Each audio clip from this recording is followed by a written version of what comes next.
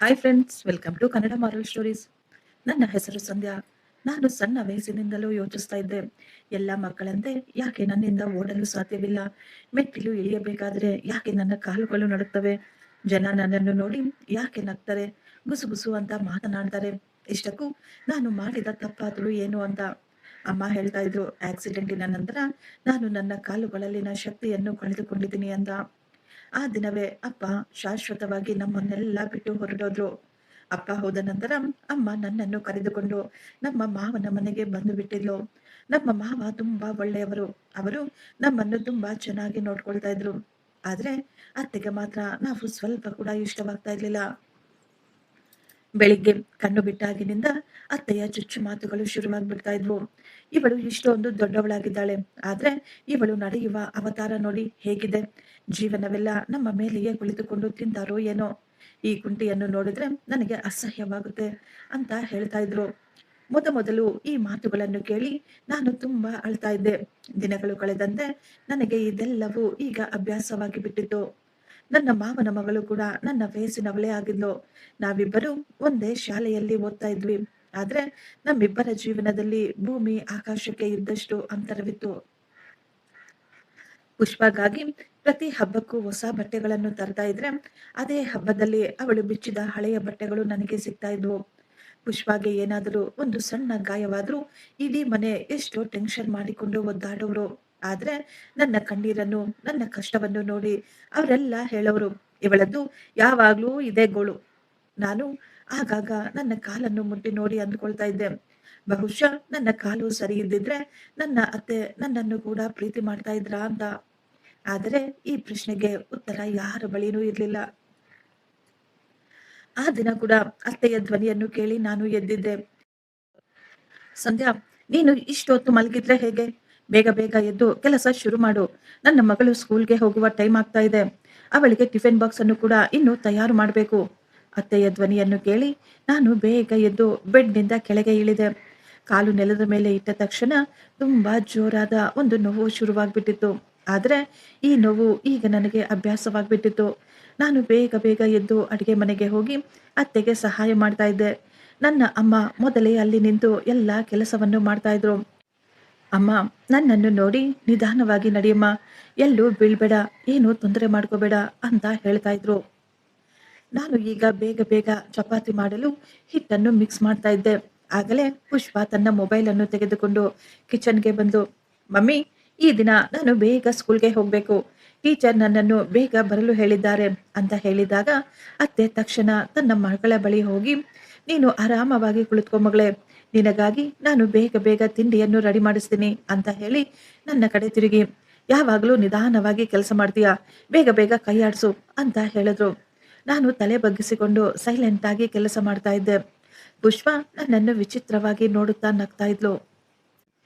ಪುಷ್ಪ ಈಗ ತನ್ನ ಅಮ್ಮನಿಗೆ ಹೇಳಿದ್ಲು, ಮಮ್ಮಿ, ಇವಳನ್ನು ಸ್ಕೂಲ್ಗೆ ಕಳಿಸ್ಬೇಡಿ. ಇವಳು ನನ್ನ ಜೊತೆ ಸ್ಕೂಲ್ಗೆ ಬಂದ್ರೆ ನನ್ನ ಸ್ನೇಹಿತರೆಲ್ಲರೂ ನನ್ನನ್ನು ಕೂಡ ಗೇಲಿ ಮಾಡ್ತಾರೆ. ನನ್ನ ಅಮ್ಮ ಪುಷ್ಪಳನ್ನು ನೋಡ್ತಾ ಇದ್ರು, ಆದರೆ ಅವರು ಏನೂ ಹೇಳಲಿಲ್ಲ.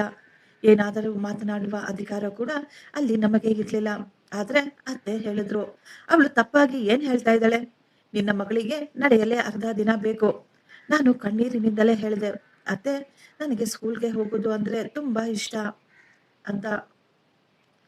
ಅಲ್ಲಿ ಕೂಡ ಜನ ನನ್ನ ಬಗ್ಗೆ ಮಾತನಾಡ್ತಾರೆ, ನನ್ನನ್ನು ಗೇಲಿ ಮಾಡ್ತಾರೆ. ಆದ್ರೆ ಈ ಮನೆಗಿಂತ ಕೆಲವೊಂದು ಗಂಟೆಗಳು ಹೊರಗಿರುವುದೇ ಉತ್ತಮ ಅಂತ ನನಗೆ ಅನ್ನಿಸ್ತಾ ಇತ್ತು. ನಾನು ಟಿಫಿನ್ ಅನ್ನು ಪ್ಯಾಕ್ ಮಾಡಿ ನೀರನ್ನು ತೆಗೆದುಕೊಳ್ಳಲು ಬಗ್ಗಿದಾಗ ನನ್ನ ಕಾಲುಗಳು ಹಿಡಿದ ಹಾಗೆ ಆಗಿ ನೋವು ಬಂದು ಟಿಫಿನ್ ಬಾಕ್ಸ್ ಕೈಯಿಂದ ಜಾರಿ ಕೆಳಗೆ ಬಿದ್ದು ಹೋಯ್ತು. ಈ ಶಬ್ದವನ್ನು ಕೇಳಿ ಅತ್ತೆ ಅಲ್ಲಿಗೆ ಬಂದು ನನ್ನನ್ನು ಬೈತಾ ಇದ್ರು, ನಿನ್ನಿಂದ ಒಂದೇ ಒಂದು ಕೆಲಸ ಕೂಡ ಸರಿಯಾಗಿ ಮಾಡೋಕ್ಕಾಗೋದಿಲ್ವಾ ಅಂತ. ಸಾರಿ ಅತ್ತೆ, ನಾನು ಈಗ ಬಾಕ್ಸ್ ಅನ್ನು ಎತ್ತಿಕೊಂಡು ಒರೆಸ್ತಾ ಇರ್ಬೇಕಾದ್ರೆ ಅತ್ತೆ ನನ್ನ ಕೈಯಿಂದ ಬಾಕ್ಸ್ ಅನ್ನು ಕಸಿದುಕೊಂಡು, ಸಾರಿ ಏನು ಸಾರಿ, ನಿನ್ನ ಜೀವನವೇ ಒಂದು ದೊಡ್ಡ ತಪ್ಪು ಅಂತ ಹೇಳ್ತಾ ಇದ್ರು. ಅವರ ಮಾತು ಕೇಳಿ ನಾನು ತಲೆ ಬಗ್ಗಿಸಿಕೊಂಡಿದ್ದೆ. ಆದ್ರೆ ಮನಸ್ಸಿನೊಳಗೆ ತುಂಬಾ ಜಾಸ್ತಿ ಅಳು ಬರ್ತಾ ಇತ್ತು. ಸಮಯ ಇದೇ ರೀತಿ ಕಳೀತಾ ಇತ್ತು. ಈಗ ನಾನು ಮತ್ತು ಪುಷ್ಪ ಇಬ್ಬರು ಕಾಲೇಜ್ಗೆ ಹೋಗ್ತಾ ಇದ್ವಿ. ಪುಷ್ಪ ಈಗ ಇನ್ನು ತುಂಬಾ ಜಾಸ್ತಿ ಸುಂದರವಾಗಿದ್ಲು. ಅತ್ತೆ ಯಾವಾಗಲೂ ಎಲ್ಲರ ಮುಂದೆಯೂ ಪುಷ್ಪಳನ್ನು ಹೊಗಳ್ತಾ ಇದ್ರು.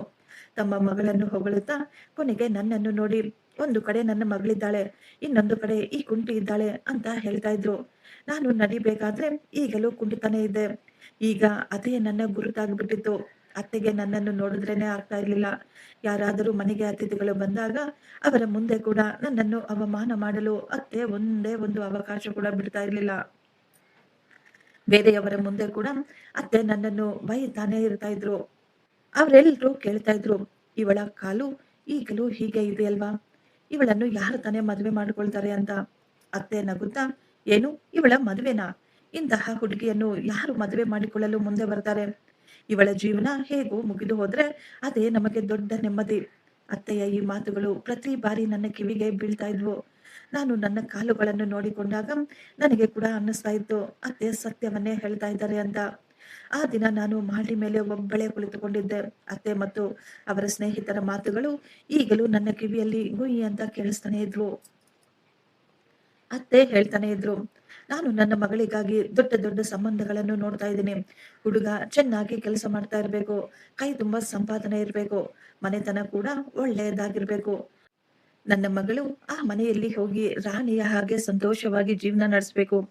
ಆದ್ರೆ ಇವಳಿಗಾಗಿ ಯಾವುದಾದರೂ ಸಣ್ಣ ಮನೆ, ಕೂಲಿಯವನಾದ್ರೂ ಸರಿ ಸಿಕ್ಕರೆ ಅದೇ ಹೆಚ್ಚು.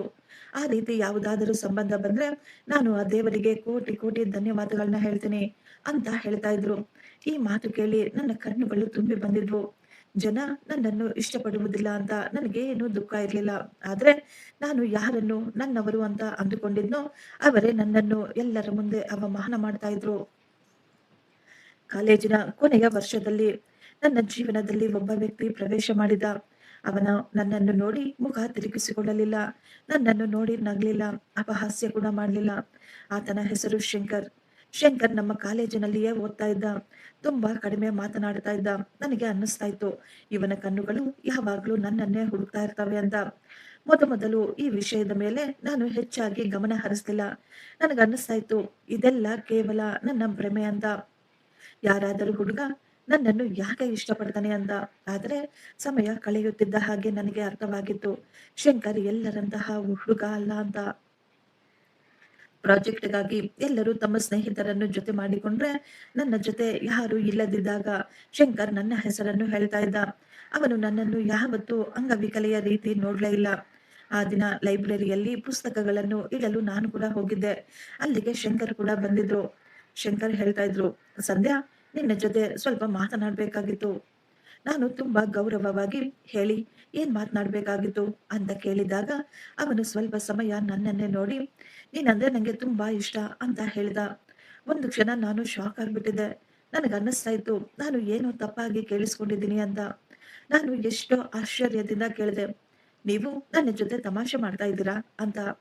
ಆದ್ರೆ ಶಂಕರ್ ತುಂಬಾ ಗಂಭೀರವಾಗಿ ಹೇಳಿದ್ರು, ನಾನು ನಿನ್ನ ಜೊತೆ ತಮಾಷೆ ಮಾಡ್ತಾ ಇಲ್ಲ, ನಾನು ನಿನ್ನನ್ನು ಮನಸ್ಫೂರ್ತಿಯಾಗಿ ಪ್ರೀತಿಸ್ತಾ ಇದ್ದೀನಿ. ನಾನು ಈಗ ತಲೆ ಬಗ್ಗಿಸಿಕೊಂಡು, ನೀವು ನನ್ನನ್ನು ಗಮನಿಸ್ಲಿಲ್ಲ ಅನ್ಸುತ್ತೆ ಅಂತ ಹೇಳಿದಾಗ ಅವರು ತಕ್ಷಣ ಹೇಳಿದ್ರು, ನನಗೆ ನಿನ್ನ ಬಗ್ಗೆ ಎಲ್ಲ ಗೊತ್ತು, ನೀನು ಎಲ್ಲರಿಗಿಂತಲೂ ಪ್ರತ್ಯೇಕವಾದವಳು ಅಂದಾಗ ನಾನು ಈಗ ಸ್ವಲ್ಪ ಕೋಪವಾಗಿ ಅವನನ್ನೇ ನೋಡುತ್ತಾ, ಹೌದು, ನಾನು ಪ್ರತ್ಯೇಕವಾದವಳೆ. ಅದಕ್ಕಾಗಿಯೇ ಜನರೆಲ್ಲ ನನ್ನ ಹಿಂದೆ ಗುಸುಗುಸು ಅಂತ ಮಾತನಾಡ್ತಾರೆ, ನನ್ನನ್ನು ಗೇಲಿ ಮಾಡ್ತಾರೆ. ಈ ಮಾತು ಕೇಳಿ ಶಂಕರ್ ಸ್ವಲ್ಪ ಸಮಯ ಸೈಲೆಂಟ್ ಆಗಿದ್ದ. ನಂತರ, ನಿನ್ನ ಕಾರಿನಲ್ಲಿ ಸ್ವಲ್ಪ ಸಮಸ್ಯೆ ಇದ್ರೆ ಅದರಲ್ಲಿ ಏನಾಯ್ತು? ನೀನು ಯಾರಿಗಿಂತಲೂ ಕಡಿಮೆ ಏನೂ ಇಲ್ಲ. ಅವನ ಮಾತು ಕೇಳಿ ನನ್ನ ಕಣ್ಣುಗಳು ತುಂಬಿ ಬಂದಿದ್ವು. ಜೀವನದಲ್ಲಿ ಮೊಟ್ಟ ಮೊದಲ ಬಾರಿ ನನ್ನ ಈ ಲೋಪವನ್ನು ಅವರು ನನ್ನ ಗುರುತನ್ನಾಗಿ ಮಾಡಿ ಮಾತನಾಡ್ತಾ ಇರ್ಲಿಲ್ಲ. ನಾನು ಈಗ ನೇರವಾಗಿ ಹೇಳಿದೆ, ನಿಮಗೆ ನನ್ನ ಮಾತುಗಳು ಅರ್ಥವಾಗ್ತಾ ಇಲ್ಲ, ನಾನು ನಿಮಗೆ ಲಾಯಕ್ಕಿಲ್ಲ. ಆಗ ಶಂಕರ್ ಹೇಳಿದ್ರು, ಈ ನಿರ್ಧಾರವನ್ನು ನೀನೊಬ್ಳೇ ಹೇಗೆ ತೆಗೆದುಕೊಳ್ಳಕ್ಕೆ ಸಾಧ್ಯ? ನಾನು ಅವನಿಗೆ ಏನೂ ಹೇಳಲಿಲ್ಲ. ಸೈಲೆಂಟ್ ಆಗಿ ಹಾಗೆಯೇ ನಿಂತು ಬಿಟ್ಟಿದ್ದೆ. ನಿನಗನ್ನಿಸುತ್ತಾ ನಿನ್ನ ಜೊತೆ ನಾನು ಸಂತೋಷವಾಗಿ ಇರೋದಿಲ್ಲ ಅಂತ? ಆದ್ರೆ ನಿನಗೆ ಅರ್ಥ ಆಗ್ತಾ ಇಲ್ಲ, ನನ್ನ ಸಂತೋಷ ನೀನೇ ಅಂತ ಹೇಳ್ತಾನೆ. ಅವನ ಪ್ರಶ್ನೆಗಳಿಗೆ ನನ್ನ ಬಳಿ ಏನೂ ಉತ್ತರ ಇರಲಿಲ್ಲ. ನಾನು ಈಗ ನಿಧಾನವಾಗಿ ಒಂದು ಮುಗುಳ್ನಗೆಯಿಂದ ಹೇಳಿದೆ, ನಾಳೆ ನಿಮ್ಮ ಇದೇ ನಿರ್ಧಾರಗಳಿಂದ ನೀವು ತುಂಬಾ ದುಃಖ ಪಡಬೇಕಾಗುತ್ತೆ. ಜನ ನಮ್ಮಿಬ್ಬರನ್ನು ಒಟ್ಟಿಗೆ ನೋಡಿ ನನ್ನನ್ನು ಅವಹೇಳನ ಮಾಡಿದಾಗ ಆಗ ನಿಮಗೆ ಅರ್ಥವಾಗುತ್ತೆ ನಾನು ಎಂತಹ ದೊಡ್ಡ ತಪ್ಪು ಮಾಡಿಬಿಟ್ಟೆ ಅಂತ. ಶಂಕರ್ ಈಗ ಗಂಭೀರವಾಗಿ ನನ್ನನ್ನೇ ನೋಡುತ್ತಾ, ಒಂದು ದಿನ ನಾನು ನಿನ್ನ ಮನೆಗೆ ಸಂಬಂಧವನ್ನು ತೆಗೆದುಕೊಂಡು ಬರ್ತೀನಿ ಅಂತ ಹೇಳಿದ. ಅವರ ಮಾತು ಕೇಳಿ ನಾನು ಶಾಕ್ ಆಗ್ಬಿಟ್ಟಿದ್ದೆ. ಇಲ್ಲ ಇಲ್ಲ, ಬೇಡ ಬೇಡ, ನೀವು ಆ ರೀತಿ ಮಾಡಬೇಡಿ ಅಂತ ಹೇಳಿದೆ. ಆಗ ಶಂಕರ್ ಹೇಳಿದ್ರು, ಯಾಕೆ? ನಾನು ಯಾಕೆ ಆ ರೀತಿ ಮಾಡಬಾರ್ದು? ಯಾಕಂದ್ರೆ ನನ್ನ ಜೀವನ ಎಲ್ಲರಂತೆ ಅಲ್ಲ. ನಮ್ಮ ಮನೆಯಲ್ಲಿ ಯಾರು ಮನಸ್ಸುಗಳನ್ನ ನೋಡೋದಿಲ್ಲ. ಆಗ ಶಂಕರ್ ಹೇಳಿದ್ರು, ನನಗೆ ಜನರ ಅವಶ್ಯಕತೆ ಇಲ್ಲ. ನೀನು ಒಪ್ಪಿಕೊಂಡ್ರೆ ಎಲ್ಲವೂ ಸರಿ ಹೋಗುತ್ತೆ. ನೀನು ಒಪ್ಪಿಕೊಳ್ಳುವವರೆಗೂ ನಾನು ಏನೂ ಮಾಡೋದಿಲ್ಲ. ನಾನು ನಿನಗಾಗಿ ಕಾಯ್ತಾ ಇರ್ತೀನಿ ಅಂತ ಹೇಳಿದ್ರು. ಅವನ ಈ ಮಾತುಗಳು ನನ್ನ ಹೃದಯವನ್ನು ಮುಟ್ಟಿದ್ವು. ಮೊಟ್ಟ ಮೊದಲ ಬಾರಿ ಯಾರೋ ನನ್ನನ್ನು ಅರ್ಥ ಮಾಡಿಕೊಳ್ಳಲು ಪ್ರಯತ್ನಿಸ್ತಾ ಇದ್ರು. ಅಂದಿನಿಂದ ನನ್ನ ಮತ್ತು ಶಂಕರ್ನ ಮಧ್ಯೆ ಮಾತುಗಳು ಬೆಳೆದಿದ್ವು. ನಾನು ಅವರ ಜೊತೆ ನಗುತ್ತಾ ಮಾತನಾಡ್ತಾ ಇದ್ದೆ. ಆದ್ರೆ ಮನಸ್ಸಿನ ಯಾವುದೋ ಒಂದು ಮೂಲೆಯಲ್ಲಿ ನನಗೆ ಇನ್ನೂ ಭಯವಿತ್ತು. ನನಗನ್ನಿಸ್ತಾ ಇತ್ತು, ಇದೆಲ್ಲವೂ ತುಂಬಾ ದಿನ ನಡೆಯೋದಿಲ್ಲ. ಒಂದಲ್ಲ ಒಂದು ದಿನ ಅವನು ಕೂಡ ಎಲ್ಲರಂತೆ ಖಂಡಿತ ಬದಲಾಗಿ ಬಿಡ್ತಾನೆ ಅಂತ. ಆದ್ರೆ ಶಂಕರ್ ಮಾತ್ರ ಯಾವಾಗಲೂ ನನ್ನ ಊಹೆಯನ್ನು ತಪ್ಪು ಅಂತ ಸಾಬೀತು ಮಾಡ್ತಾ ಇದ್ರು. ಒಂದು ದಿನ ಸಾಯಂಕಾಲ ಜೋರಾಗಿ ಮಳೆ ಬರ್ತಾ ಇದ್ದು. ನಾನು ಮರದ ಕೆಳಗೆ ನಿಂತು ಆಟೋಗಾಗಿ ಕಾಯ್ತಾ ಇದ್ದೆ. ಆಗಲೇ ಶಂಕರ್ ನನ್ನ ಬಳಿ ಬಂದಿದ್ರು. ಅವನು ನನ್ನನ್ನು ಕೇಳ್ದ, ನಿನಗೆ ನನ್ನ ಮೇಲೆ ನಂಬಿಕೆ ಇಲ್ವಾ? ನಾನು ಸೈಲೆಂಟ್ ಆಗಿ ತಲೆ ಬಗ್ಗಿಸಿಕೊಂಡು ನಿಂತಿದ್ದೆ. ಶಂಕರ್ ನಗುತ್ತಾ, ಸಂಧ್ಯಾ, ನಾನು ನಿನಗಾಗಿ ಎಷ್ಟು ಸಮಯ ಬೇಕಾದ್ರೂ ಕಾಯ್ತಾ ಇರ್ತೀನಿ. ಆದ್ರೆ ಮೊದಲು ನೀನು ಭಯ ಪಡೋದನ್ನ ಬಿಟ್ಬಿಡು. ನನಗೆ ನೀನು ಬೇಕು. ನಾನು ನಿನ್ನನ್ನು ಮದುವೆ ಮಾಡ್ಕೋಬೇಕು ಅಂದ್ಕೊಂಡಿದ್ದೇನೆ ಅಂತ ಹೇಳಿದಾಗ ನಾನು ಅವನನ್ನೇ ನೋಡ್ತಾ ಕೇಳಿದೆ, ನಿಮ್ಮ ಮನೆಯವರಿಗೆ ನಾನು ಇಷ್ಟವಾಗ್ಲಿಲ್ಲ ಅಂದ್ರೆ, ಅವರಿಗೆ ಈ ಸಂಬಂಧ ಒಪ್ಪಿಗೆ ಇಲ್ಲ ಅಂದ್ರೆ, ಆಗ ನೀವೇನ್ ಮಾಡ್ತೀರಾ? ಒಂದು ಕ್ಷಣವೂ ಯೋಚಿಸದೆ ಶಂಕರ್ ಹೇಳಿದ್ರು, ನಾನು ಅವರನ್ನು ಒಪ್ಪಿಸ್ಕೊಳ್ತೀನಿ ಅಂತ. ನನ್ನ ಈ ಲೋಪವನ್ನು ಅಂತ ನಾನು ಇನ್ನೂ ಹೇಳ್ಬೇಕಾದ್ರೆ ಶಂಕರ್ ನನ್ನ ಮಾತನ್ನು ಮಧ್ಯದಲ್ಲಿ ತಡೆದು, ಸಂಧ್ಯಾ, ನಿಂಗೆ ಗೊತ್ತಾ ನೀನು ಹೇಗಿದ್ದೀಯಾ ಅಂತ? ನಿನ್ನ ಮನಸ್ಸು ಎಷ್ಟೊಂದು ಸುಂದರವಾಗಿದೆ ಅಂತ. ನನ್ನ ಮನೆಯವರಿಗೆ ಚೆನ್ನಾಗಿ ಗೊತ್ತು ಮನಸ್ಸಿನ ಸೌಂದರ್ಯವನ್ನು ನೋಡೋದು. ಸ್ವಲ್ಪ ಸಮಯ ನಾನು ಸೈಲೆಂಟ್ ಆಗಿ ಶಂಕರ್ನನ್ನೇ ನೋಡ್ತಾ ಇದ್ದೆ. ನಾನು ಈಗ ನಿಧಾನವಾಗಿ ಕೇಳಿದೆ, ನಿಮಗೆ ನಿಮ್ಮ ಮನೆಯವರ ಮೇಲೆ ಅಷ್ಟೊಂದು ನಂಬಿಕೆ ಇದ್ರೆ ನೀವು ನಮ್ಮ ಮನೆಗೆ ಸಂಬಂಧವನ್ನು ತೆಗೆದುಕೊಂಡು ಬರಬಹುದು ಅಂತ. ಆ ಕ್ಷಣ ಶಂಕರ್ನ ಕಣ್ಣುಗಳಲ್ಲಿ ಇದ್ದ ಸಂತೋಷ ನಾನು ಯಾವತ್ತೂ ಅವನ ಕಣ್ಣುಗಳಲ್ಲಿ ನೋಡಿರ್ಲೇ ಇಲ್ಲ. ಒಂದು ವಾರದ ನಂತರ ಮಾವ ಹೇಳ್ತಾ ಇದ್ರು, ನನಗೆ ಗೊತ್ತಿರುವವರು ನಮ್ಮ ಮನೆಗೆ ಬರ್ತಾ ಇದ್ದಾರೆ ಅಂತ.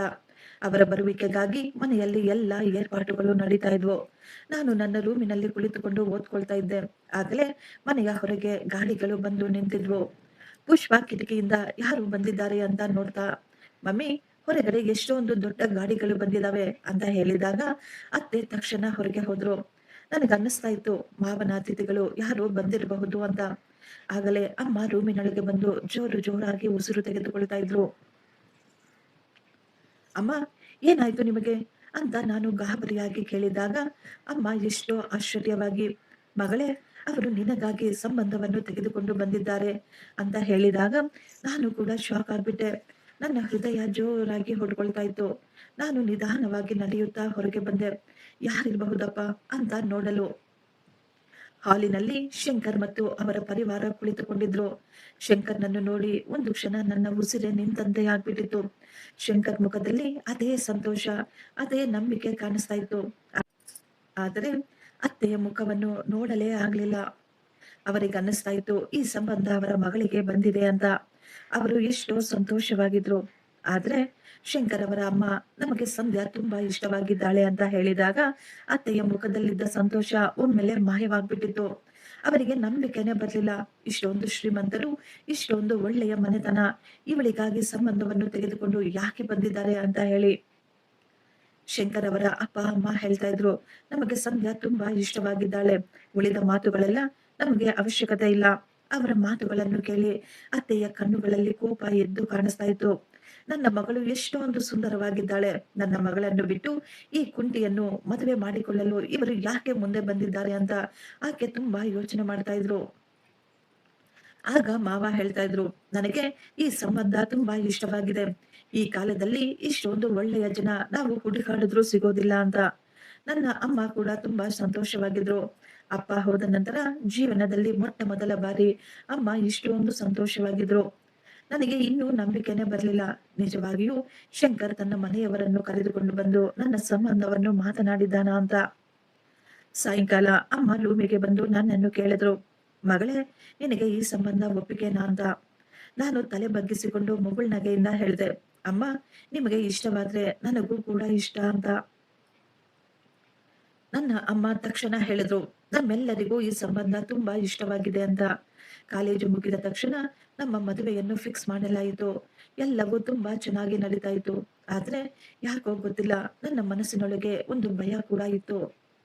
ಅತ್ತೆ ಟೆನ್ಷನ್ ನಲ್ಲಿ ಓಡಾಡ್ತಾ ಇದ್ರೆ ಪುಷ್ಪ ಕೇಳ್ತಾ ಇದ್ಲು, ಅಮ್ಮ, ನೀವು ಯಾಕೆ ಇಷ್ಟೊಂದು ಟೆನ್ಷನ್ ಪಡ್ತಾ ಇದ್ದೀರಾ? ಸಂಧ್ಯಾ ಮದುವೆ ಫಿಕ್ಸ್ ಆದ್ರೆ ಅದು ಒಳ್ಳೆಯದೇ ಅಲ್ವಾ? ನಿಮ್ಗೆ ಯಾಕೆ ಇಷ್ಟೊಂದು ಬೇಜಾರಾಗ್ತಾ ಇದೆ ಅಂತ ಕೇಳಿದಾಗ ಅತ್ತೆ ಕೋಪವಾಗಿ ಕೂಗಾಡ್ತಾ ಇದ್ರು, ನೀನು ಎಂತ ಮಾತಾಡ್ತಾ ಇದೀಯಾ? ನಿನಗೇನಾದ್ರೂ ತಲೆ ಗಿಲೆ ಕೆಟ್ಟಿದ್ಯಾ? ಇಷ್ಟೊಂದು ದೊಡ್ಡ ಮನೆತನ, ಅವರು ಎಷ್ಟೊಂದು ಶ್ರೀಮಂತರು, ಆ ಹುಡುಗ ನೋಡಲು ಕೂಡ ಎಷ್ಟೊಂದು ಚೆನ್ನಾಗಿದ್ದಾನೆ. ಹೋಗಿ ಹೋಗಿ ಅಂತ ಕುಂಟಿ ಹುಡುಗಿಗೆ ಈ ಸಂಬಂಧ ಬಂದಿದೆ. ಈ ಮಾತು ಕೇಳಿದ ತಕ್ಷಣ ಪುಷ್ಪ ಕೂಡ ಸೈಲೆಂಟ್ ಆಗ್ಬಿಟ್ಟಿದ್ಲು. ಅತ್ತೆಗೆ ಈ ಸಂಬಂಧವನ್ನು ನೋಡಿ ತುಂಬಾ ಹೊಟ್ಟೆ ಉರಿ ಆಗ್ತಾ ಇತ್ತು. ಅತ್ತೆ ಹೇಳ್ತಾ ಇದ್ರು, ನನ್ನ ಮಗಳಿಗಾಗಿ ನಾನು ಎಲ್ಲವನ್ನೂ ಮಾಡಿದ್ದೇನೆ. ಕಾಸ್ಟ್ಲಿ ಬಟ್ಟೆಗಳು, ಮೇಕಪ್ ಸಾಮಾನುಗಳು, ಒಳ್ಳೆಯ ಕಾಲೇಜಿನಲ್ಲಿ ವಿದ್ಯೆ, ನಿನಗೇನು ಬೇಕೋ ಎಲ್ಲವನ್ನೂ ಮಾಡಿದ್ದೀನಿ. ಆದ್ರೆ ನಿನಗಾಗಿ ಯಾವುದೇ ಸಂಬಂಧ ಬರ್ಲಿಲ್ಲ. ಈ ಕುಂಟಿಗಾಗಿ ಇಷ್ಟೊಂದು ಒಳ್ಳೆಯ ದೊಡ್ಡ ಸಂಬಂಧ ಹೇಗೆ ಬಂತು ಎಂದು ಕೂಗಾಡುತ್ತಾ ಆ ರೂಮಿನಲ್ಲಿ ಇಟ್ಟಿದ್ದ ಸಾಮಾನುಗಳನ್ನು ಎತ್ತಿ ಕೆಳಗೆ ಬಿಸಾಕ್ತಾ ಇದ್ರು. ನನಗೆ ಅನ್ನಿಸ್ತಾ ಇದೆ ಇದರಲ್ಲಿ ಏನೋ ಇದೆ ಅಂತ. ಪುಷ್ಪ ಗಾಬರಿಯಾಗಿ ಕೇಳ್ತಾ ಇದ್ಲು, ಅಮ್ಮ, ಹುಡುಗ ಒಳ್ಳೆಯವನೇ ಅಲ್ವಾ? ಅವಳ ಜೀವನ ಸೆಟ್ಲ್ ಆದ್ರೆ ನಮಗೂ ಕೂಡ ಸಂತೋಷನೇ ಅಲ್ವಾ ಅಂತ. ಆಗ ಅತ್ತೆ ಹೇಳ್ತಾ ಇದ್ರು, ನನಗೆ ಅರ್ಥನೇ ಆಗ್ತಾ ಇಲ್ಲ. ಆ ಹುಡುಗ ನೋಡಲು ಎಷ್ಟೊಂದು ಚೆನ್ನಾಗಿದ್ದಾನೆ, ಅವನಿಗೆ ಇವಳು ಹೇಗೆ ಇಷ್ಟವಾದ್ಲು ಅಂತ. ಸ್ವಲ್ಪ ಸಮಯದ ನಂತರ ಅತ್ತೆ ಶಾಂತವಾಗಿಬಿಟ್ಟಿದ್ರು. ನಂತರ ನಿಧಾನವಾಗಿ ಹೇಳಿದ್ರು, ಇಲ್ಲ ಇಲ್ಲ, ಆ ರೀತಿ ಆಗಲು ಸಾಧ್ಯವಿಲ್ಲ. ಪುಷ್ಪ ಈಗ ಗಾಬರಿಯಾಗಿ ಅತ್ತೆಯನ್ನೇ ನೋಡ್ತಾ ಇದ್ಲು. ಅತ್ತೆ ಹೇಳ್ತಾ ಇದ್ರು, ಅವಳ ಮದುವೆ ಆ ಮನೆಯಲ್ಲಿ ಆಗೋದಕ್ಕೆ ನಾನು ಬಿಡೋದಿಲ್ಲ ಅಂತ. ಮಮ್ಮಿ, ನೀವ್ ಇದೇನ್ ಹೇಳ್ತಾ ಇದ್ದೀರಾ? ನೀವು ಏನ್ ಮಾಡ್ಬೇಕು ಅನ್ಕೊಂಡಿದ್ದೀರಾ ಅಂತ ಕೇಳಿದಾಗ ಅತ್ತೆ ಏನು ಮಾತನಾಡ್ಲಿಲ್ಲ. ಸ್ವಲ್ಪ ಸಮಯದ ನಂತರ ಅವರ ಮುಖದಲ್ಲಿ ಒಂದು ವಿಚಿತ್ರವಾದ ನಗು ಮೂಡಿತು. ಈಗ ನಮ್ಮ ಕಾಲೇಜಿನ ಕೊನೆಯ ತಿಂಗಳು ನಡೀತಾ ಇತ್ತು.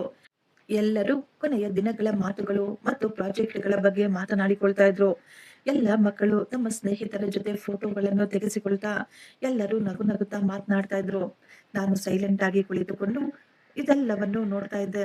ನನಗನ್ನಿಸ್ತಾ ಇತ್ತು, ನನ್ನ ಜೀವನದಲ್ಲಿ ಕೂಡ ಸಂತೋಷ ಬರುತ್ತೆ, ನನಗೂ ಕೂಡ ಒಳ್ಳೆಯದಾಗುತ್ತೆ ಅಂತ. ಆ ದಿನ ಕಾಲೇಜಿನಲ್ಲಿ ಫೇರ್ವೆಲ್ ಪಾರ್ಟಿಯ ತಯಾರಿ ನಡೀತಾ ಇತ್ತು. ಪುಷ್ಪ ನನ್ನ ಸ್ನೇಹಿತರ ಜೊತೆ ಸೇರಿಕೊಂಡು ಬಟ್ಟೆ, ಮೇಕಪ್ ನ ಬಗ್ಗೆ ಮಾತನಾಡ್ತಾ ಇದ್ಲು. ನಾನು ಅಲ್ಲೇ ಕುಳಿತು ಪುಸ್ತಕಗಳನ್ನು ಓದ್ತಾ ಇದ್ದೆ. ಆಗಲೇ ಶಂಕರ್ ನನ್ನ ಬಳಿ ಬಂದು, ಮೇಡಮ್, ನೀವು ಮದುವೆಯಾದ ನಂತರ ಕೂಡ ಹೀಗೆ ಓದ್ತಾ ಇರ್ತೀರಾ ಅಂತ ಕೇಳಿದಾಗ ನನಗೆ ಒಮ್ಮೆಲೆ ನಗು ಬಂದ್ಬಿಟ್ಟಿತ್ತು. ಶಂಕರ್ ನನಗೆ ಓದುವುದು ಅಂದ್ರೆ ತುಂಬಾ ಇಷ್ಟ ಅಂತ ಹೇಳಿದಾಗ, ಇದು ತುಂಬಾ ಒಳ್ಳೆಯ ವಿಷಯನೇ, ನೀನು ಯಾವಾಗ್ಲೂ ಇದೇ ರೀತಿ ಸಂತೋಷವಾಗಿರು, ನಾನು ನಿನಗೆ ಎಲ್ಲ ಸಂತೋಷವನ್ನು ಕೊಡ್ತೀನಿ ಅಂತ ಹೇಳ್ತಾ ಇದ್ದ.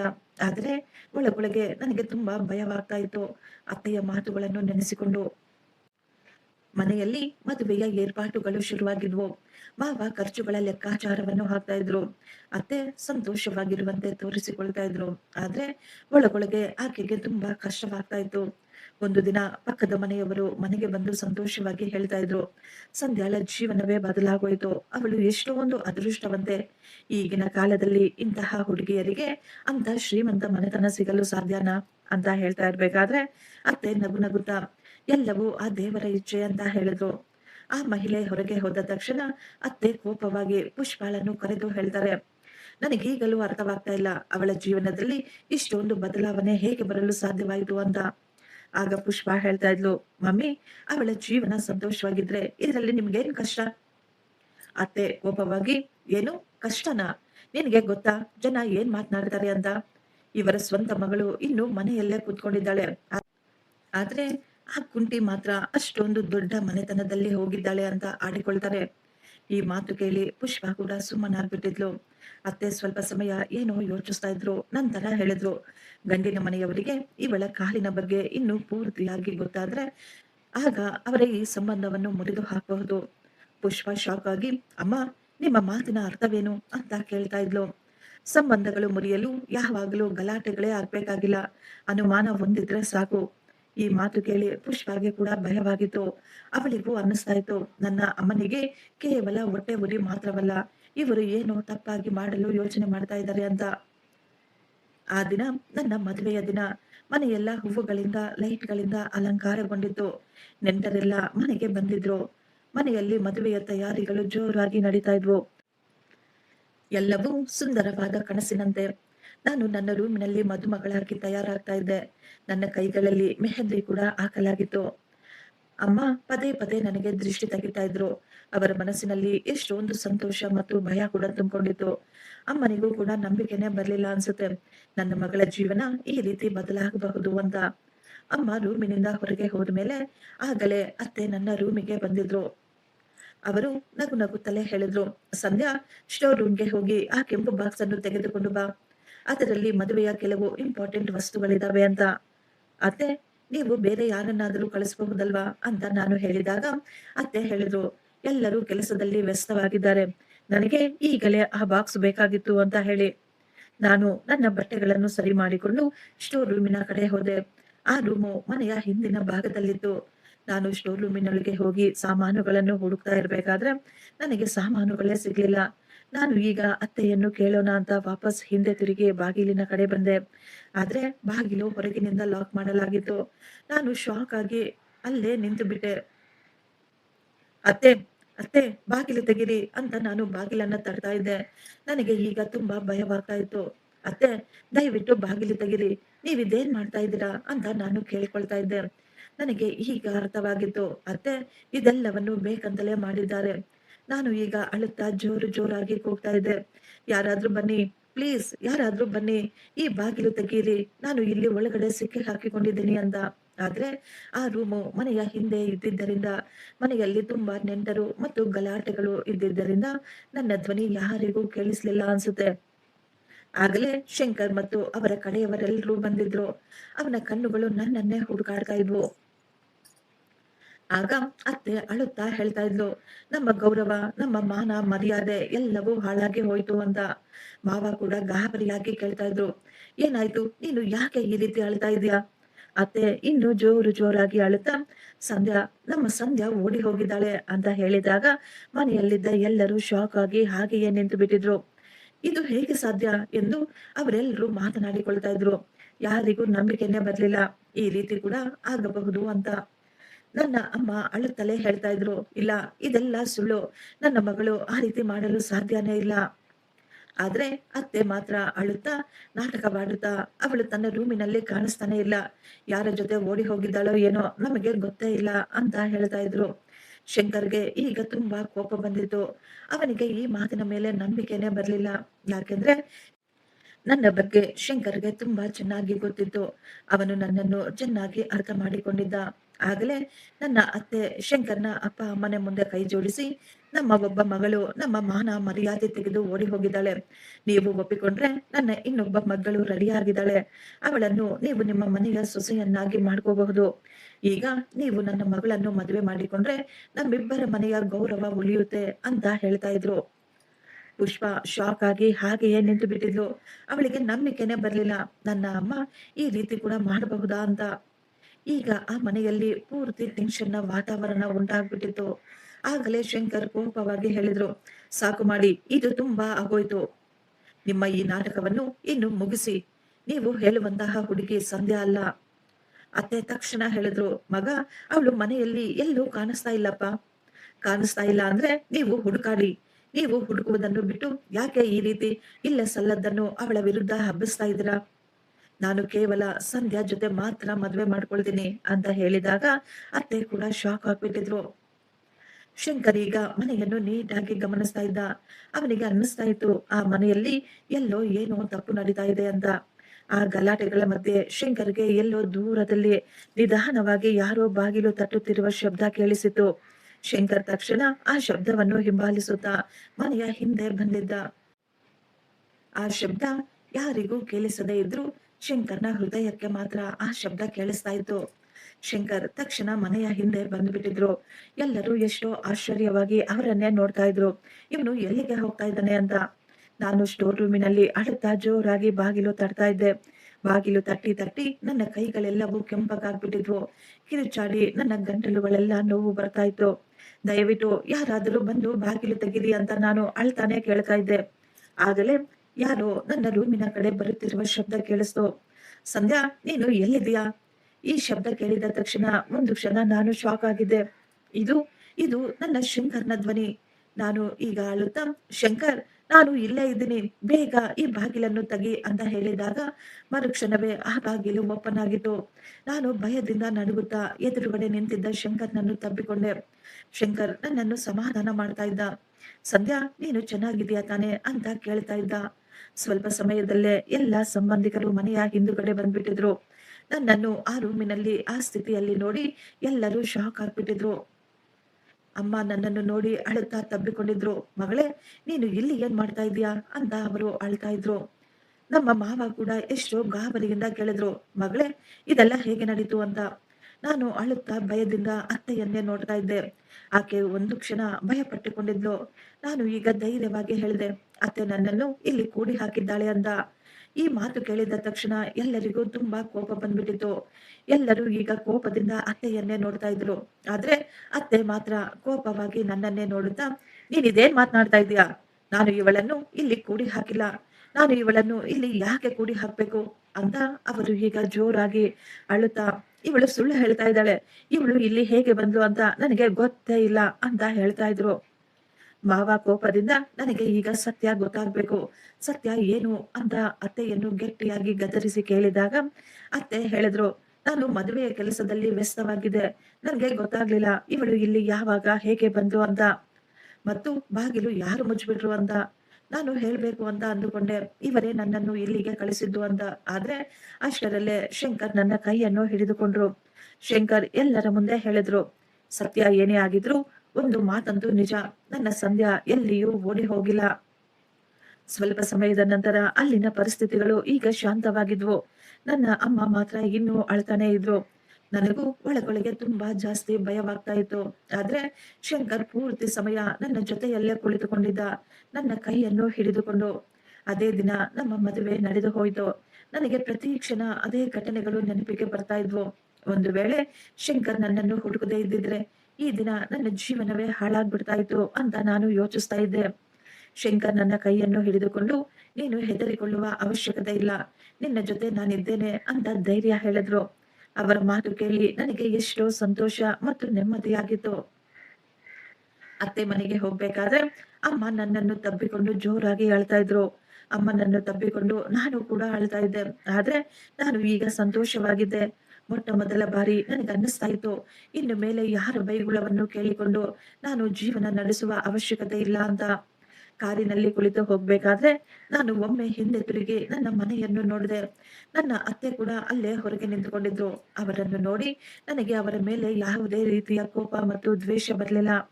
ನಾನು ಆ ಮನೆಯಿಂದ ಹೊರಟು ಹೋಗ್ತಾ ಇದ್ದೇನೆ ಅನ್ನುವ ಸಂತೋಷ ಮಾತ್ರ ನನ್ನ ಮನಸ್ಸಿನಲ್ಲಿ ತುಂಬಿಕೊಂಡಿತ್ತು. ಶಂಕರ್ ಅವರ ಮನೆ ತುಂಬಾ ದೊಡ್ಡದಾಗಿತ್ತು. ಮನೆಗಿಂತಲೂ ಅವರ ಮನೆಯವರ ಹೃದಯ ಇನ್ನೂ ದೊಡ್ಡದಾಗಿದ್ವು. ಮನೆಗೆ ಹೋಗಿ ತಲುಪಿದಾಗ ನನ್ನ ಅತ್ತೆ ನನ್ನನ್ನು ತುಂಬಾ ಆದರದಿಂದ, ಪ್ರೀತಿಯಿಂದ ಮನೆಯೊಳಗೆ ಸ್ವಾಗತಿಸಿದ್ರು.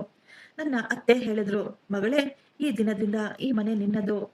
ಈ ಮಾತು ಕೇಳಿದ ತಕ್ಷಣ ನನ್ನ ಕಣ್ಣುಗಳಿಂದ ತಾನಾಗಿಯೇ ನೀರು ಬರ್ತಾ ಇತ್ತು. ಆ ರಾತ್ರಿ ನಾನು ತುಂಬಾ ಸೈಲೆಂಟ್ ಆಗಿದ್ದೆ. ಮದುವೆಯ ಸಂತೋಷಕ್ಕಿಂತಲೂ ನನ್ನೊಳಗೆ ಭಯ ಜಾಸ್ತಿ ಇತ್ತು. ಶಂಕರ್ ಬಂದು ನನ್ನ ಪಕ್ಕದಲ್ಲಿ ಕುಳಿತುಕೊಂಡು, "ನೀನು ಇನ್ನೂ ಯಾಕೆ ಇಷ್ಟೊಂದು ಭಯ ಪಡ್ತಾ ಇದೀಯಾ?" ಅಂತ ಕೇಳಿದಾಗ ನಾನು ಸೈಲೆಂಟ್ ಆಗಿ ತಲೆ ಬಗ್ಗಿಸಿಕೊಂಡು ಕುಳಿತಿದ್ದೆ. ಅವರು ನನ್ನ ಕೈಯನ್ನು ಹಿಡಿದುಕೊಂಡು, "ನೀನು ನನಗೆ ಪ್ರತಿ ಮಾತಿಗೂ ಉತ್ತರ ಕೊಡುವ ಅವಶ್ಯಕತೆ ಇಲ್ಲ" ಅಂತ ಹೇಳಿದ್ರು. ನಾನು ಅಳುತ್ತಾ, "ಒಂದು ವೇಳೆ ನೀವು ನನ್ನನ್ನು ಹುಡುಕದೇ ಇದ್ದಿದ್ರೆ ಬಹುಶಃ..." ಅವರು ಹೇಳಿದ್ರು, "ಬಹುಶಃ ಏನೂ ಇಲ್ಲ. ನಾನು ನಿನ್ನನ್ನು ಯಾವತ್ತೂ ಒಂಟಿಯಾಗಿ ಬಿಡೋದಿಲ್ಲ. ನಿನ್ನನ್ನು ಹುಡುಕದೆ ನಾನು ಹೇಗೆ ಇರ್ತೀನಿ ಹೇಳು?" ಆ ಮನೆಯಿಂದ ನಾನು ಹೋದ ನಂತರ ನಮ್ಮ ಮಾವ ಅತ್ತೆಯ ಜೊತೆ ಮಾತನಾಡುವುದನ್ನೇ ನಿಲ್ಲಿಸಿಬಿಟ್ಟಿದ್ರು. ಅವರಿಗೆ ಅನುಮಾನ ಬಂದಿತ್ತು, ಆ ದಿನ ನಡೆದ ವಿಷಯದ ಹಿಂದೆ ಖಂಡಿತವಾಗಿಯೂ ಅತ್ತೆಯ ಕೈವಾಡ ಇದೆ ಅಂತ. ಪುಷ್ಪ ಕೂಡ ಈಗ ಯಾರ ಜೊತೆಯೂ ಸರಿಯಾಗಿ ಮಾತನಾಡ್ತಾ ಇರ್ಲಿಲ್ಲ. ಅವಳಿಗೆ ಚೆನ್ನಾಗಿ ಅರ್ಥವಾಗಿತ್ತು. ಅವಳು ತನ್ನ ಕಣ್ಣಾರೆ ಎಲ್ಲವನ್ನೂ ನೋಡಿದ್ಲು. ತನ್ನ ತಾಯಿಯ ಹೊಟ್ಟೆ ಉರಿಯಿಂದ ಎಷ್ಟು ದೂರ ಹೋಗ್ತಾರೆ, ಆಕೆ ಏನು ಮಾಡಲು ಹಿಂದೆ ಸರಿಯೋದಿಲ್ಲ ಅಂತ.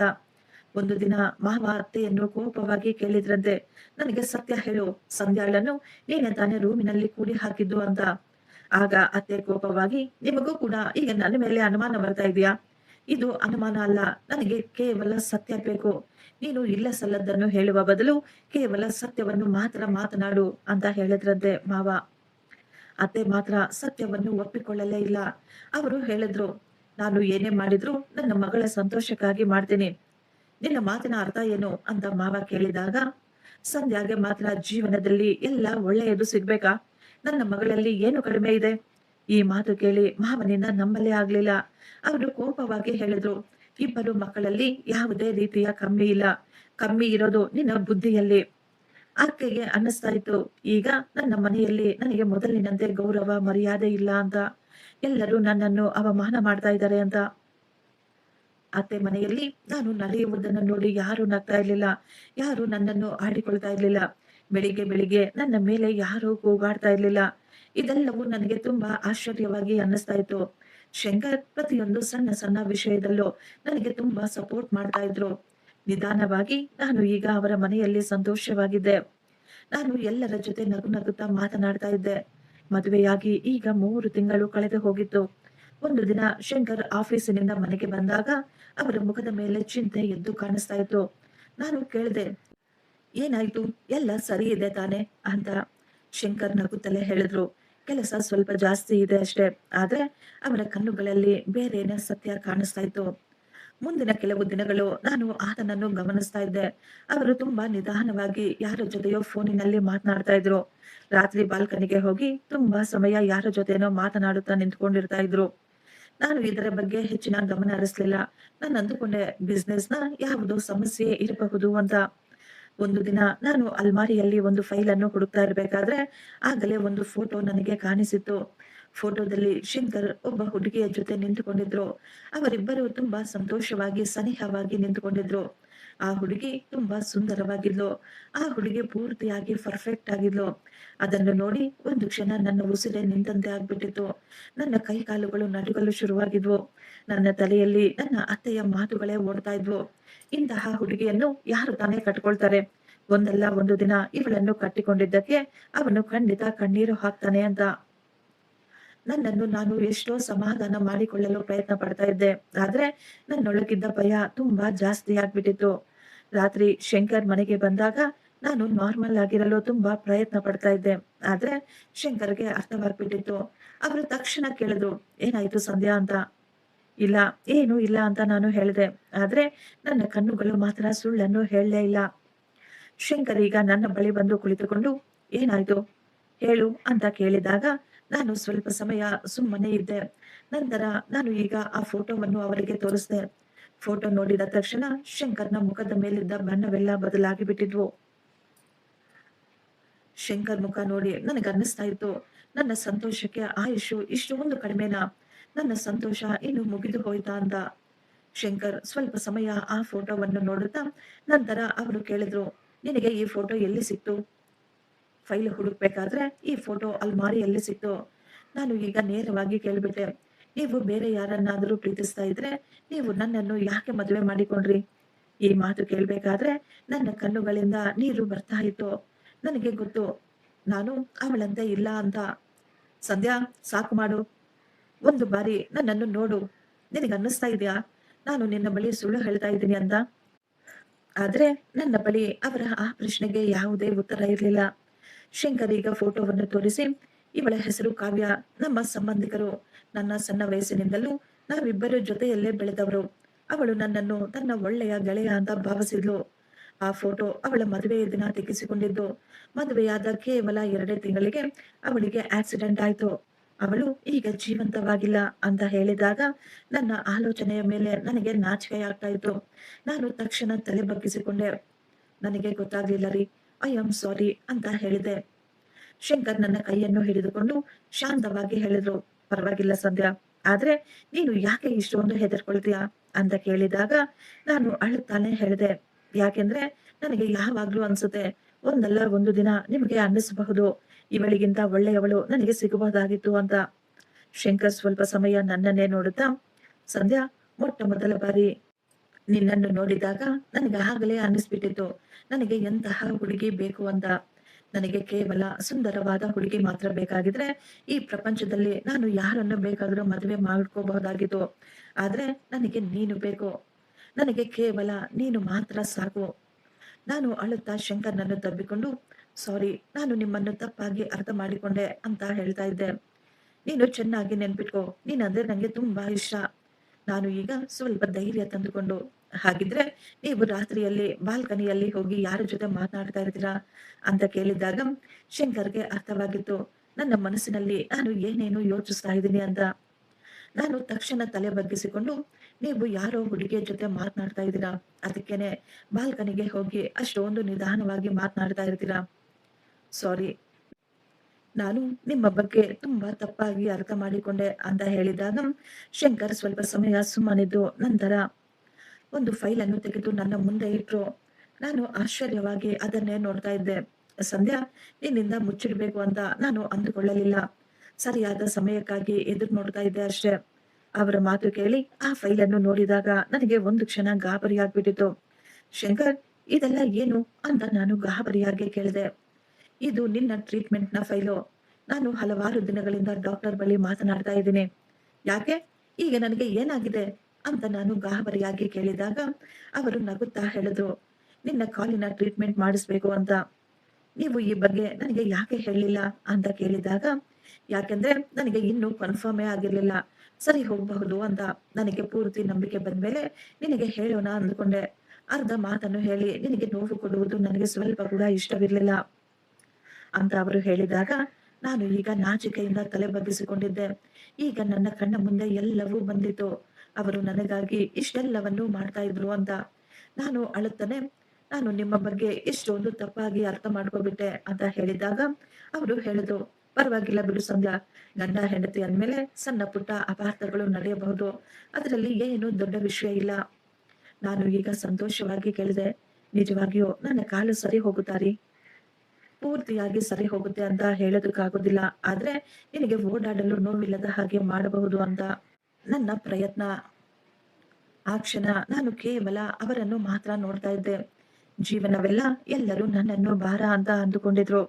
ನನ್ನ ಬಗ್ಗೆ ಯಾರು ಚಿಂತೆ ಮಾಡ್ತಾ ಇರ್ಲಿಲ್ಲ. ಆದ್ರೆ ಈ ದಿನ ನನಗಾಗಿ ಚಿಂತೆ ಮಾಡುವವರು ಒಬ್ರು ಇದ್ದಾರೆ ಅಂತ ನೆನೆಸಿಕೊಂಡ್ರೆ ನನಗೆ ಎಷ್ಟೋ ಸಂತೋಷವಾಗ್ತಾ ಇತ್ತು. ನನಗೆ ಈಗ ನನ್ನ ಗಂಡನ ಮಾತುಗಳ ಮೇಲೆ ಪೂರ್ತಿ ನಂಬಿಕೆ ಬಂದಿತ್ತು. ನಾನು ಈಗ ಅವರ ಜೊತೆ ಆಸ್ಪತ್ರೆಗೆ ಹೋದೆ. ಸಣ್ಣ ವಯಸ್ಸಿನಿಂದಲೂ ಎಲ್ಲರೂ ನನಗೆ ಹೇಳ್ತಾ ಇದ್ರು, ಇನ್ನು ಈ ಕಾಲು ಸರಿ ಹೋಗೋದಿಲ್ಲ ಅಂತ. ಆದ್ದರಿಂದಲೇ ನನಗೆ ಯಾರು ಚಿಕಿತ್ಸೆ ಕೊಡಿಸಲಿಲ್ಲ. ಡಾಕ್ಟರ್ ರಿಪೋರ್ಟ್‌ಗಳನ್ನು ನೋಡಿ ಇದು ತುಂಬಾ ಹಳೆಯ ತೊಂದರೆ. ಇದಕ್ಕೆ ಪೂರ್ತಿಯಾಗಿ ಚಿಕಿತ್ಸೆ ಇಲ್ಲ. ಆದ್ರೆ ಚಿಕಿತ್ಸೆ ಏನೋ ಇದೆ. ತುಂಬಾ ಸಮಯ ಕೂಡ ಹಿಡಿಸಬಹುದು. ಸಣ್ಣ ಪುಟ್ಟ ಆಪರೇಷನ್‌ಗಳು ಕೂಡ ಮಾಡ್ಬೇಕಾಗುತ್ತೆ. ನಾವು ಅಂದುಕೊಂಡ ಹಾಗೆ ಎಲ್ಲವೂ ಕರೆಕ್ಟ್ ಆಗಿ ನಡೆದ್ರೆ ನೀವು ಮೊದಲಿಗಿಂತಲೂ ಚೆನ್ನಾಗಿ ನಡೆಯಬಹುದು ಅಂತ ಹೇಳಿದ್ರು. ಆ ರಾತ್ರಿ ಎಲ್ಲ ನನಗೆ ನಿದ್ದೆನೇ ಬರ್ಲಿಲ್ಲ. ಪದೇ ಪದೇ ನಾನು ಯೋಚಿಸ್ತಾ ಇದ್ದೆ, ನಿಜವಾಗಿಯೂ ನನ್ನ ಕಾಲು ಸರಿ ಹೋಗುತ್ತಾ? ನಾನು ನಡೆಯಲು ಆಗುತ್ತಾ ಅಂತ. ಈಗ ನನ್ನ ಚಿಕಿತ್ಸೆ ಕೂಡ ಶುರುವಾಗ್ಬಿಟ್ಟಿತ್ತು. ಆಪರೇಷನ್ ಥಿಯೇಟರ್‌ನಲ್ಲಿ ಹೋಗ್ಬೇಕಾದ್ರೆ ಶಂಕರ್ ನನ್ನ ಕೈಯನ್ನು ಹಿಡಿದುಕೊಂಡಿದ್ರು. ಇಲ್ಲಿಯವರೆಗೂ ನೀನು ಒಬ್ಬಳೇ ತುಂಬಾ ನೋವನ್ನು ಸಹಿಸಿಕೊಂಡಿದ್ದೀಯಾ. ಮುಂದೆ ಯಾವುದೇ ನೋವು ಬರ್ಲಿ, ನಾವಿಬ್ಬರೂ ಅದನ್ನು ಹಂಚಿಕೊಳ್ಳೋಣ. ನನ್ನ ಗಂಡನ ನಂಬಿಕೆಯ ಮೇಲೆ ನನಗೆ ಪೂರ್ತಿ ನಂಬಿಕೆ ಬಂದಿತ್ತು. ನಂತರ ಕೆಲವೊಂದು ತಿಂಗಳು ಕಾಲ ಚಿಕಿತ್ಸೆ ಕೂಡ ನಡೆದಿತ್ತು. ಮೊದಮೊದಲು ನನಗೆ ನೋವು ಹೆಚ್ಚಾಗಿತ್ತು. ನೋವಿನಿಂದ ನಾನು ಕಣ್ಣೀರು ಹಾಕಿದಾಗ ಶಂಕರ್ ನನಗೆ ಸಮಾಧಾನ ಮಾಡ್ತಾ ಇದ್ರು. ಸಂಧ್ಯಾ, ನಿನ್ನಿಂದ ಇದು ಸಾಧ್ಯವಾಗುತ್ತೆ. ನೀನು ಇದನ್ನು ಮಾಡಬಹುದು. ನಾನು ನಿನ್ನ ಜೊತೆ ನಿಂತ್ಕೊಂಡಿದ್ದೀನಿ ಅಂತ ಅವರು ನನಗೆ ಧೈರ್ಯ ಹೇಳ್ತಾ ಇದ್ರು. ಸಮಯ ಕಳೀತಾಯ್ತು. ಈಗ ನಾನು ಯಾವುದೇ ಸಪೋರ್ಟ್ ಇಲ್ಲದೆ ನಡೆಯಲು ಶುರು ಮಾಡಿದ್ದೆ. ಪುಷ್ಪಾಗೆ ಬಂದ ಮದುವೆಯ ಸಂಬಂಧಗಳೆಲ್ಲ ಮುರಿದು ಹೋಗ್ತಾ ಇದ್ವು. ಜನ ಹೇಳ್ತಾ ಇದ್ರು, ಅವರ ಮನೆಯ ಮಗಳಿಗೆ ಈಕೆ ಈ ರೀತಿ ಮಾಡಿದ್ದಾಳೆ. ತಾಯಿಯ ಬುದ್ಧಿ ತಾನೇ ಮಗಳಿಗೆ ಬರೋದು. ಇವಳು ನಮ್ಮ ಮನೆಗೆ ಬಂದು ಹೇಗೆ ತಾನೇ ನೆಟ್ಟಗಿರ್ತಾಳೆ ಅಂತ. ಅತ್ತೆ ಮಾಡಿದ ಪಾಪಗಳಿಗೆ ಆ ದೇವರು ಆಕೆಗೆ ಶಿಕ್ಷೆಯನ್ನು ಕೊಟ್ಟಿದ್ರು. 1 ವರ್ಷದ ನಂತರ ನಾನು ಈಗ ನನ್ನ ತವರು ಮನೆಗೆ ಹೋಗಿದ್ದೆ. ಅತ್ತೆ ನನ್ನನ್ನು ನೋಡಿ ಒಂದು ಕ್ಷಣ ಶಾಕ್ ಆಗ್ಬಿಟ್ರು. ಆಕೆಗೆ ನಂಬಿಕೆನೇ ಬರ್ಲಿಲ್ಲ. ನನ್ನ ಕಾಲ ಮೇಲೆ ನಾನು ನಡೆದುಕೊಂಡು ಬರ್ತಾ ಇದ್ದೀನಿ ಅಂತ. ಅಮ್ಮ ನನ್ನನ್ನು ನೋಡಿ ತಬ್ಬಿಕೊಂಡು ಕಣ್ಣೀರು ಹಾಕಿದ್ರು. ಸ್ವಲ್ಪ ಸಮಯದ ನಂತರ ಅತ್ತೆ ಕಣ್ಣೀರು ಹಾಕ್ತಾ ಹೇಳಿದ್ರು, ನಾನು ನಿನ್ನ ಜೊತೆ ತುಂಬಾ ಕೆಟ್ಟದಾಗಿ ನಡೆದುಕೊಂಡೆ. ನಿನಗಾಗಿ ನಾನು ತುಂಬಾ ಕೆಟ್ಟದಾಗಿ ಯೋಚಿಸಿದ್ದೆ. ನಿನ್ನನ್ನು ಭಾರ ಅಂದುಕೊಂಡ್ಬಿಟ್ಟಿದ್ದೆ. ಆದ್ರೆ ಆ ದೇವರು ನಾನು ಮಾಡಿದ ಪಾಪಗಳಿಗೆ ನಮಗೆ ತಕ್ಕ ಶಿಕ್ಷೆ ಕೊಟ್ಟಿದ್ದಾರೆ. ದಯವಿಟ್ಟು ನನ್ನನ್ನು ಕ್ಷಮಿಸಿ ಬಿಡಮ್ಮ ಅಂತ ಅವರು ನನಗೆ ಕೈ ಜೋಡಿಸಿದ್ರು. ನನಗೆ ಆಕೆಯ ಮೇಲೆ ಯಾವುದೇ ಕೋಪವಿರ್ಲಿಲ್ಲ. ಯಾಕಂದ್ರೆ ಅವರು ನನಗೆ ಎಷ್ಟೇ ಕೆಟ್ಟದ್ದು ಮಾಡಬೇಕು ಅಂದುಕೊಂಡಿದ್ರು, ಆ ದೇವರು ನನಗೆ ಎಲ್ಲವನ್ನು ಒಳ್ಳೆಯದ್ದೇ ಮಾಡಿದ್ರು. ನನಗೆ ಒಳ್ಳೆಯ ಗಂಡ, ಒಳ್ಳೆಯ ಅತ್ತೆ ಮನೆ ಎಲ್ಲವೂ ಸಿಕ್ಕಿತ್ತು. ನಾನು ಅತ್ತೆಗೆ ಹೇಳಿದೆ, ಎಲ್ಲ ಮನುಷ್ಯರು ತಪ್ಪು ಮಾಡ್ತಾರೆ, ಆದ್ರೆ ಅವರ ತಪ್ಪುಗಳನ್ನು ಒಪ್ಪಿಕೊಳ್ಳುವವರು ತುಂಬಾ ಕಡಿಮೆ ಜನ. ನಿಮ್ಮ ಮೇಲೆ ನನಗೆ ಯಾವುದೇ ಕೋಪವಿಲ್ಲ ಅತ್ತೆ ಅಂತ ನಾನು ಪುಷ್ಪಗಾಗಿ ಕೂಡ ದೇವರ ಬಳಿ ಪ್ರಾರ್ಥಿಸ್ತಾ ಇದ್ದೆ. ದೇವರೇ, ಇವಳಿಗೂ ಕೂಡ ಒಳ್ಳೆಯ ಸಂಬಂಧವನ್ನು ಕೊಡು, ಅವಳನ್ನು ಯಾವಾಗಲೂ ಸಂತೋಷವಾಗಿರುವಂತೆ ಮಾಡು ಅಂತ. ಫ್ರೆಂಡ್ಸ್, ಈ ಸ್ಟೋರಿ ನಿಮಗೆ ಇಷ್ಟವಾಗಿದ್ರೆ ಒಂದು ಲೈಕ್ ಮಾಡಿ ಮತ್ತು ನಮ್ಮ ಚಾನೆಲ್ ಅನ್ನು ಸಬ್ಸ್ಕ್ರೈಬ್ ಮಾಡಿಕೊಳ್ಳಿ. Thank you. ಧನ್ಯವಾದಗಳು.